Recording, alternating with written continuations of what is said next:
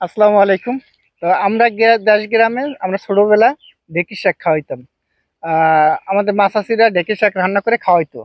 তো বেশিরভাগ এই ঢেঁকি শাকটা খাল পাড়ে বেশি হয়। আর এই ঢেঁকি শাকটা গাছের সাথে বায়।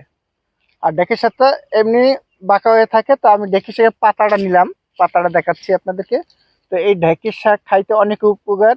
আর এই ঢেঁকি শাকগুলো আগাছার মতোই জন্মায়। তা আমরা অনেক সময় আমরা আহ, জঙ্গল মনে করে আমরা এটা কোনো কিছু গুরুত্ব দেই না। তো ঢেঁকি শাকটা আপনাদেরকে একটু দেখাচ্ছি। যে দেখুন, এই যে ঢেঁকি শাক হচ্ছে, এই যে এই যে এই যে ঢেঁকি শাক এভাবে করি। এই এই দেখছেন ঢেঁকি শাকটা এভাবে করে কুচি কুচি করে রান্না করে খাওয়া যায়। তো আমরা ছোটবেলা খাইছি, আমাদের মা চাচিরা খাওয়াইছে। তাই আমি এই ভিডিওটা তুলে ধরলাম আপনাদের মাঝে। যে ঢেঁকি শাক আমরা অনেকেই কিন্তু শহরে থেকে আমরা ঢেঁকি শাক চিনি না, বা এখনকার যুগের পোলাপানও এই ঢেঁকি শাক চিনে না।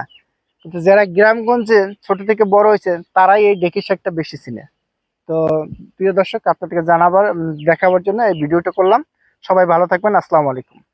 আপনাদের কাছে কেমন লাগছে সেটা আপনারা কমেন্টে জানাবেন।